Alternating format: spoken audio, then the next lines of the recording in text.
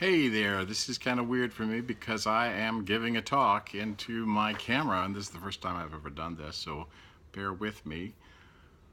But I want to start off by pointing out that Jesus was a Jew, which meant that for him, what we call the Old Testament were his Hebrew scriptures, his sacred words. And it is in the first 3 chapters of Genesis that we get the stories of creation.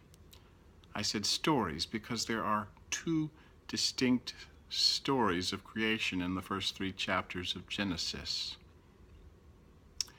How did they come to be? Well, they were passed along orally, around fires for generations and generations until somewhere way back there in history, some editor sat down and wove them all together because that person appreciated that there was truth in these stories, not historical scientific truth, but spiritual truth about the meaning of life, of creation, of what it means to be a human relationship to God. But there is right there a challenge to what some people call the inerrancy of Scripture. You put the 2 stories side by side and they conflict. They don't add up. The first story is the famous first chapter of the 6 days of creation, and people who are concerned about the inerrancy of Scripture will have to insist on 6 days of creation and don't see any indication of evolution there, so they have to rule evolution out, but that's really not what this is all about. What's being affirmed there, among other things, is what it says throughout and emphasizes on the 6th day, that creation is good, very good, that it is good to be alive in this world. And we take that perhaps for granted from our tradition, but not all religious traditions see life in this world as good. It's something to be gotten out of. In fact, some of the spiritual strains that were competing with Christianity at the beginning were trying to take it out of its Jewish roots. But Jews and Jesus emphasize that it's good to be alive with a human body, to eat good meals, to take in the beauty of the earth. That's a part of our tradition. It's interesting that although these are not scientific accounts, there have been some ways in which the first 6 days of creation story has lined up with some of the conclusions reached by scientists. For instance, back in the 60s, the people at Bell Labs started to hear this frequency coming from outer space and concluded that there had in fact been an origin to the universe, a Big Bang as it's called. Up till then it wasn't assumed there was a beginning. But there was a beginning, say the scientists, 13.5 billion years ago. And an interesting detail that they've come across is the fact that at the original Big Bang, the physical laws governing this universe were calibrated just so that it would make it possible that billions of years later, what we call intelligent life, though we might often wonder about that, could come into being. The theory here is that it could have randomly been calibrated in a whole host of different ways, but it just happened to be calibrated so that there could be intelligent life. There could be us, which suggests, some kind of intention back there, pointing to our consciousness and the possibilities therein.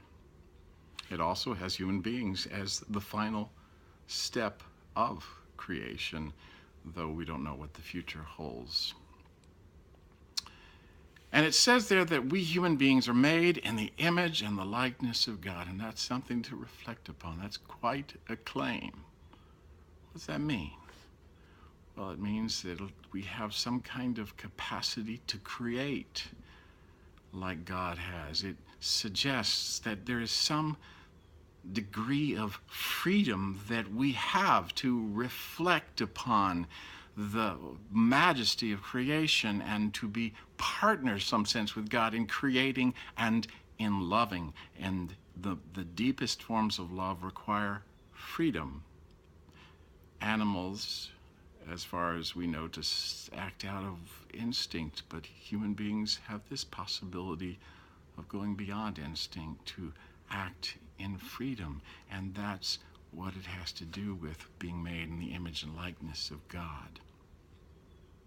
And so on the seventh day of creation, according to the story, God rests. And then when we get later to the Ten Commandments, the number 4 commandment is to honor the Sabbath and keep it holy, which can seem kind of antiquated for us, but we now live in a culture where it's just rush, rush, rush, and very little real Sabbath rest. In Sabbath rest times, you stop being a human doing and you become a human being. You take in the beauty, the goodness that is before we human beings do anything to make life good. And in the class, I'm going to invite people to enter into a little time of stillness here, and you might want to stop the camera and do that yourself and try to experience Sabbath rest.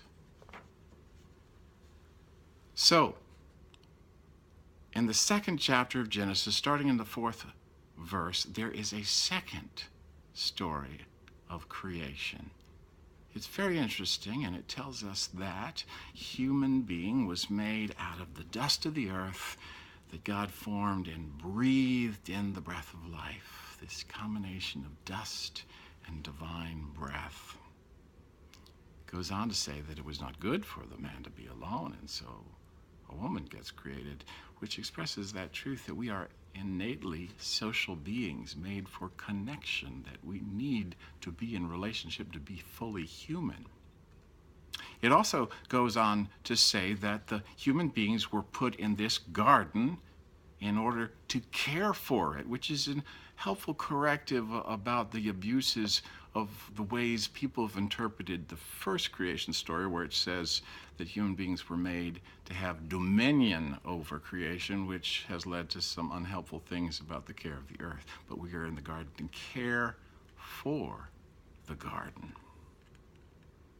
So they're in this beautiful garden, the woman, the man. There's no shame. They got no clothes, but they don't care. They're not self-conscious. They're not worrying about everything. Everything is great. There's just this one rule. They are not to eat of the tree at the center of the garden, which happens to be the tree of the knowledge of good and evil. And then the serpent appears. Where's the serpent come from? We're not told, but the serpent represents in the presence of evil in this otherwise good creation. And the serpent presents them with a choice to disobey God. And why is there evil? Why is the serpent there? It's not really explained, but the only way to really understand it, I think, is to say that the choice for good is meaningless unless there is also a choice available for evil, and that it has to be an appealing choice. And so we are told, the fruit, says the serpent. See that fruit? Doesn't it look good to eat? It does look good to eat. It has to be an appealing choice. To make the choice for good over against that, to be a significant choice. So they eat of the fruit. What happens? Well, all hell breaks loose. They suddenly become incredibly self-conscious. I'm naked. They fig leaves and cover themselves up.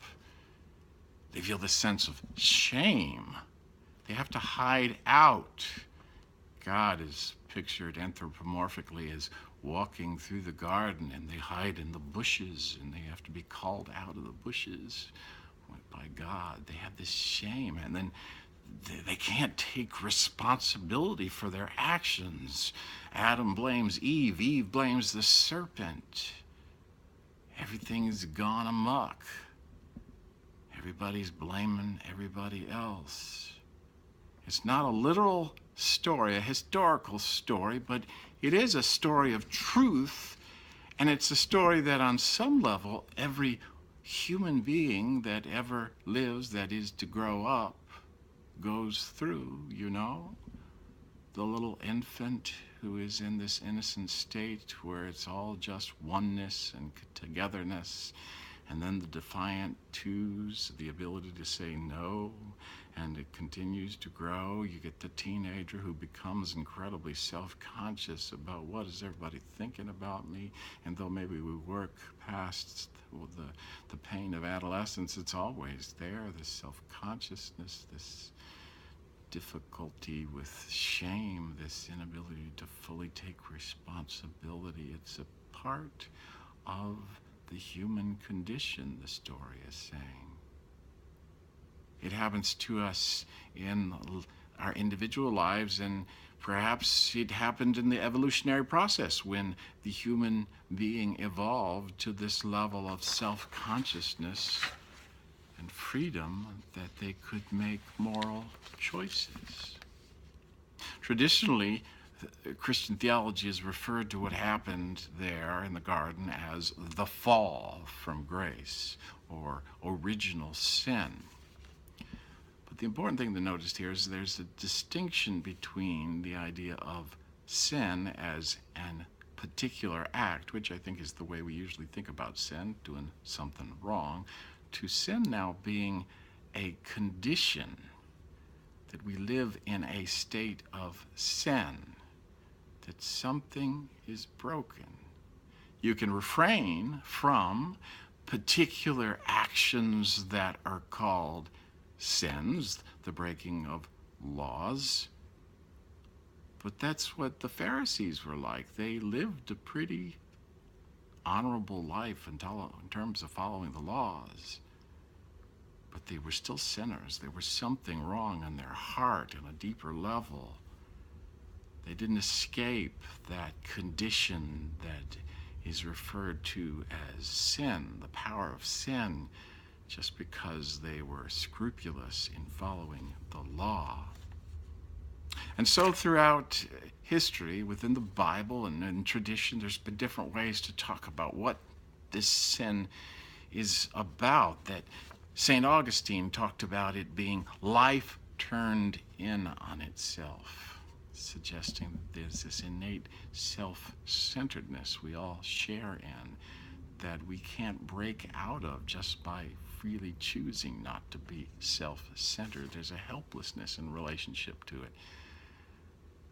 They also talk about hardened hearts. Pharaoh had a hardened heart. The Pharisees have had hardened hearts, that our hearts become hard, that love isn't able to come out of those hearts or be let in through those hardened hearts.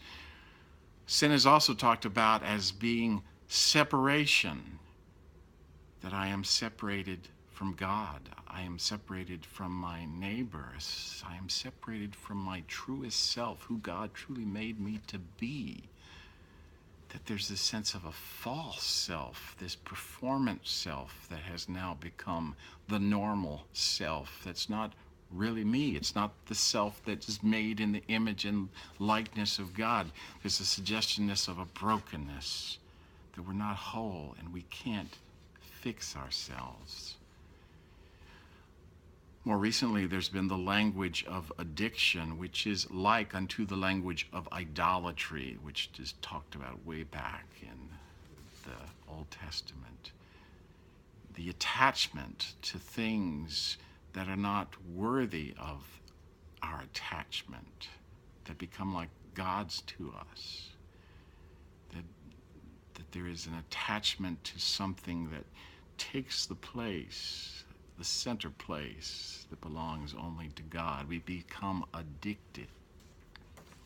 In the 4th century, somebody developed this list of the 7 deadly sins, which became part of the Roman Catholic Church's way of thinking about this, and it's helpful. They talked about pride and greed and lust and envy and gluttony and wrath and sloth.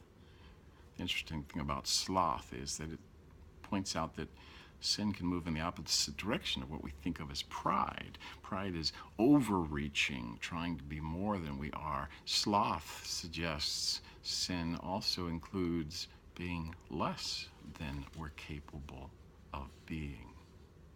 What does sin feel like to you? Does that even make any sense? What words for you express what Christianity is talking about when it says we're all struggling with the power of sin, the state of sin? Which words speak to you? There's this sense in which spiritual truth has the quality of a paradox. And by a paradox, I mean that there are two seemingly contradictory truths that need to be held together in tension.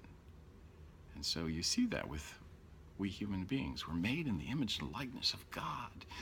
In Psalm 8 it says we are made a little lower than angels. There's a grandeur to who we are, the possibilities of who we are. We can do wonderful, great things, creative, loving things. But we are also inheritors of that power of sin that makes it capable for every one of us to do some really destructive things. I once heard somebody say that the Doctrine of Original Sin is the only empirically verifiable doctrine, which is to say all you have to do is open up the newspaper to see what a mess the world is to realize that sin is a reality. But we are these paradoxical creatures, the image of God and the sinner, the dust and the divine breath. And what happens if one side of the paradox gets overemphasized? What happens, for instance, if the image of God is lost and the emphasis all becomes on we are sinners, wretched, fallen creatures? Well, there's not much hope there, for one thing, and it sort of says apart from the redemption of Christ, all is lost, which in turn usually means apart from the church, my church, all is lost, and leads to a lot of finger pointing and despair about the possibilities of what humans can do. But what happens on the other side when the power of sin is negated, when we just talk about how wonderful we human beings innately are? Well, there was something called the Age of Enlightenment that started back in the 18th or the 17th century, depending on where you look, where the reason, the capacity of human beings to use reason, we would gradually progress and solve all our problems, and reason has indeed brought us a lot of wonderful things: medicine, the technologies, communication, the American Constitution. That's reason. But there was at the beginning of the 20th century this kind of idealism, this naivete about from now on human beings are going to be just getting better and better, and society better and better. And the theology of the time often had that same sense to it, that we're just all getting better, and sin's not that big a deal. And then World War I happened, which was just horrific. And just 20 years later, after that, World War II, and the Nazis and Hitler. And it was striking that the Germans were perhaps the most educated, refined, cultured people on the face of the planet, and they were capable of tremendous evil as expressed in the Holocaust. That just when we think we have ourselves being these beings of light, the darkness that is within breaks out and does some terrifying things. Underneath all of this is this basic question of what is freedom? Well, the most common understanding we have of what freedom is freedom is from bondage. And so in the Bible, the definitive story of freedom in that sense is Moses leading the Hebrew people through the Red Sea in liberation from the bondage as slaves to Pharaoh. That's definitely freedom, and that God is for that kind of freedom, and God was there in the process where slavery was overturned throughout much of the world. But there's more to freedom than that, and the story of the Hebrew people expresses that fact, because once the Hebrew people get out into the wilderness away from their bondage to Pharaoh, what happens? They start to murmur against Moses and against God. We don't like this freedom deal. We want to go back to Egypt, where at least there was the certainty of a meal to eat each day. And so it points to the fact that there's more to freedom than just outward freedom. There's a kind of inward freedom that we're talking about when we're speaking about the deepest forms of freedom. If you think about the question of what is free will, and here in the discussion group, I was going to have people talk about what is free will, and to what extent do we have free will, and to what extent do we not have free will? It's an interesting question. For instance, take the whole issue of addiction. For somebody who chooses to smoke a cigarette, and then that second cigarette, there's a certain level of freedom in that choice, but eventually that freedom to choose gets lost somewhere. It becomes an addiction. The freedom is lost. Same with alcohol and other major drugs. At the beginning, there's a freedom of choice, but over time, that freedom is lost, and then addiction sets in, and a person is helpless to freely choose not to give in to the addiction. Where is free will there? Well, the answer would be that the freedom of will has been diminished, but it still remains in the possibility that the addicted person could reach out for help, which is, what AA is about. The first step is that recognition that I have lost my free will, I have become powerless over alcohol, and I take what freedom left I have, which is to reach out to God and to these others for help, because I can't make it alone. Paul, the Apostle Paul in the New Testament, he talks about, in the last reading I had to read this week, about how he describes himself as a mystery unto himself, that he can will what is right, but he can't do it. There's this power at work in him that keeps him from choosing what is the good. Maybe you can identify with that. Because, it's not just people addicted to cigarettes and alcohol and heroin. We are all in some form addicted. And what's helpful is to think about, where have I lost my freedom? What are my addictions? It's an interesting question, too, is whether Paul was talking about, in that story, that passage about I've lost my freedom, is he talking about before he encountered Christ or after? Interesting question. Scholars debate that one. But think about how, if you sat in silence and you tried to still your mind and you tried to bring the thoughts to a place where they weren't happening, could you do it? I suspect you couldn't. You found the fact, this on a very basic level, you can't control your thoughts. You're not free in the sense of having control over your thoughts. And when we think about Jesus and his commands for those who would follow him, when he says things like, you must love your enemies, you must forgive those who wrong you, if you reflect upon that, you realize he's talking about a kind of bondage that all of us have. that the freedom to choose how we will respond to other people gets lost. You know, somebody acts with cruelty towards us, and it's almost as though we feel compelled to at least give them the cold shoulder. We're not free to respond to them as we choose. There's a sense we've lost our freedom. We have to return evil for evil. We're compelled to. But Jesus points to the possibility of a deeper kind of freedom.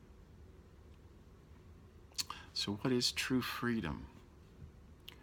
Well, one thing to recognize that it isn't just a matter of being free from something.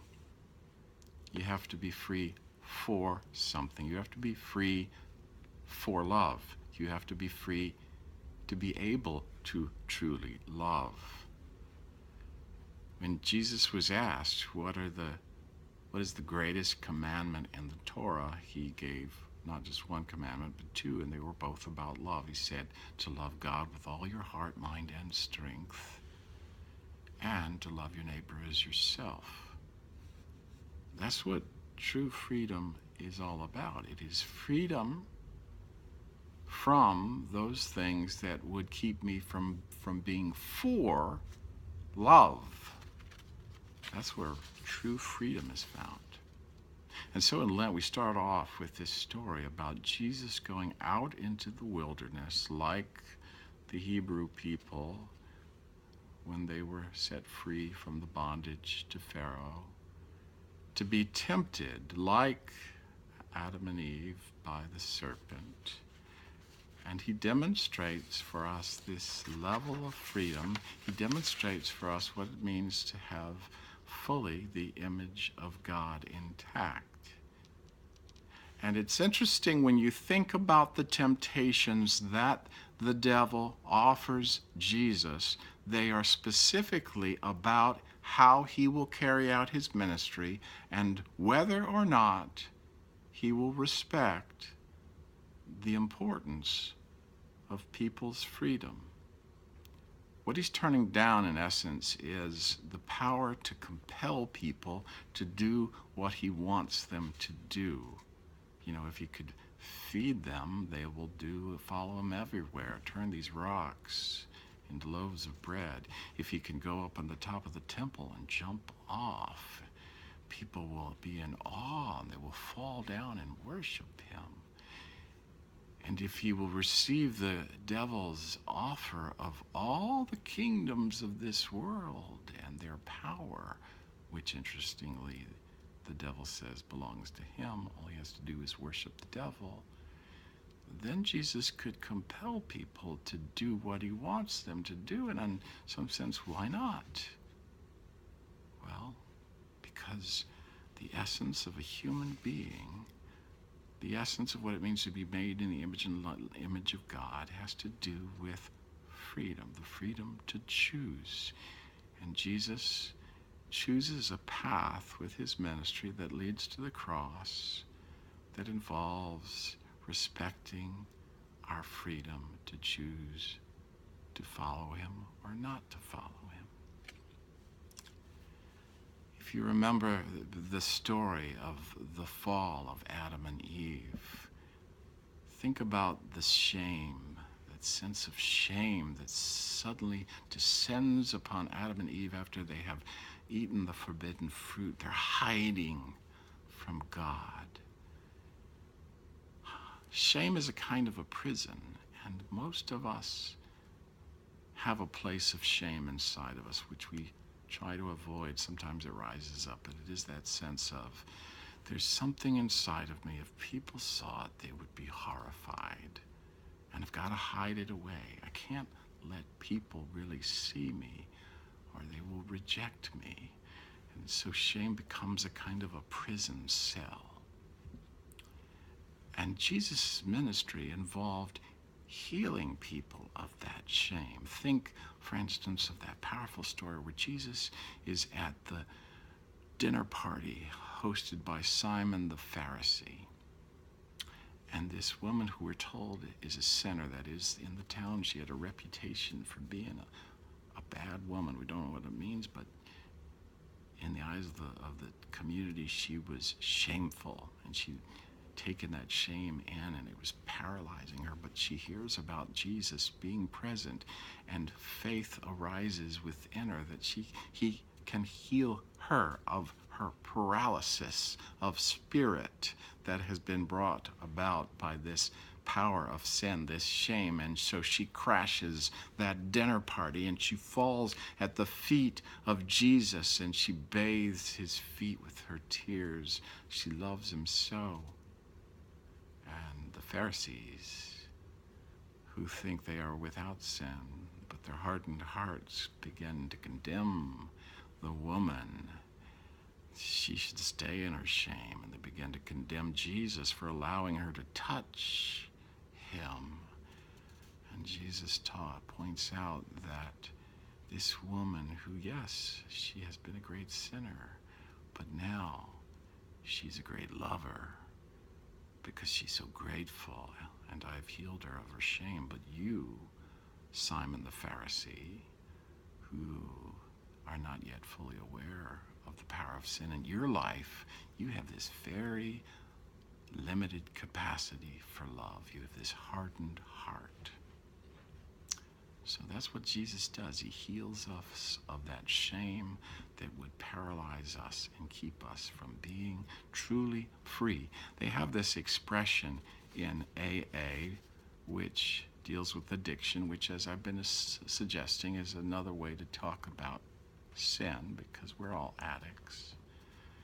They say we're only as sick as our secrets, which is to say, when there is something inside of us that we're afraid to share, we're afraid people will see and reject us, that there's a sickness to that, sin sickness, you could call it.